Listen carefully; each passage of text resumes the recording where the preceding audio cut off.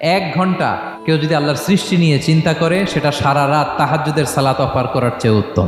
আমরা অনেকে মনে করি শুধু তাসবিহ পড়াই ইবাদত, শুধু কোরআন তেলাওয়াতই মনে হয় ইবাদত, শুধু কিয়ামুল লাইল করা ইবাদত। কিন্তু বিশ্বনবীর সাহাবী, যিনি ইসলাম আমাদের চেয়ে ঢের বেশি বুঝেছেন, তিনি বলেন আল্লাহর এই সৃষ্টি শৈলী, এই সৃষ্টি নৈপুণ্য নিয়ে 1 ঘন্টা চিন্তা করা, ক্রিটিক্যাল থিঙ্কিং করা, সারা রাত নফল তাহাজ্জুদের চেয়েও সেরা। সূরা আলে ইমরানের 190 নম্বর আয়াতে আল্লাহ তাআলা বলেছেন, যারা আকাশ বাতাস পৃথিবী সৃষ্টি নিয়ে চিন্তা করে এবং সর্ব অবস্থায় আল্লাহ তাআলার জিকির করে এবং তারা তাফাক্কুর করে, ক্রিটিক্যাল থিঙ্কিং করে এবং তারা বলে মা খালাকতা হাযা বাতিলা, হে আল্লাহ তুমি অনর্থক কিছু সৃষ্টি করো নাই।